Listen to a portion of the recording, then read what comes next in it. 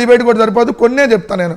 ఒకటి, రామోజీరావు చచ్చిపోయాడు, చంద్రబాబు నాయుడు గారు అధికారంలో రాగానే ఆయన పేరుతో సంస్మరణ సభ అని పెట్టారు, 10 కోట్లు.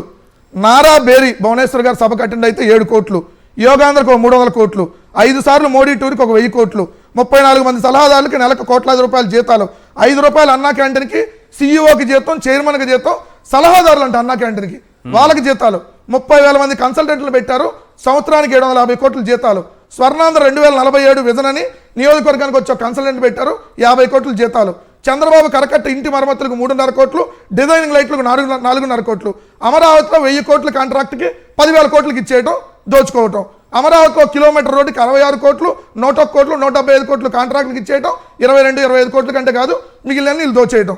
ఎన్టీఆర్ గారి 300 అడుగుల విగ్రహానికి డిపిఆర్కి 11.5 కోట్లు. సీఎం, డిప్యూటీ సీఎం, షాడో సీఎంలో స్పెషల్ ఫ్లైట్లు ఖర్చు 100 కోట్లు. అలానే చాలా పెద్ద దుబారా సార్.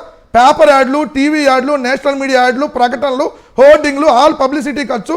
లోకేష్ చంద్రబాబు నాయుడు గారికి ఎలివేషన్ ఇచ్చే స్పెషల్ ప్రోగ్రామ్కి ఒక్క సంవత్సరానికి వీళ్ళు పెట్టిన ఖర్చు 747 కోట్లు సార్. దెమ్మ తిరిగి బొమ్మ కనపడింది.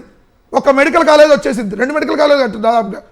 అలానే బుల్లెట్ ప్రూఫ్ వాహనాలను కొనుగోలు చేశారు. CM, deputy CM Nara Lokesh వీళ్ళందరి కోసం 9,20,00,000. కుప్పంలో అంటే 450 కోట్లు వర్క్ చేస్తారంట, దానికి కన్సల్టెంట్కి 5 కోట్లు అంట. అలానే చంద్రబాబు నాయుడు గారు వ్యక్తిగత లాయర్ సిద్ధార్థ లోద్రాకి 18 నెలల్లో 18 జీవోల ద్వారా 12,87,00,000, ఈ రోజు కూడా 33 లక్షలు రిలీజ్ చేశారు. అలానే ఇవాళ కూడా 1వ తారీఖు కదా, ఇవాళ ప్రోగ్రామ్కి వెళ్ళాడు చంద్రబాబు నాయుడు గారు. టీ పెట్టడం, కాఫీ పెట్టడం, ఆటో వాళ్ళ దగ్గరికి వెళ్ళి ఫోజులు ఇవ్వటం, ఇస్త్రీ చేసినట్టుగా, దోస్తులు పెట్టినట్టుగా దీనికి ₹1 కోటి ప్రతి నెల ఖర్చు.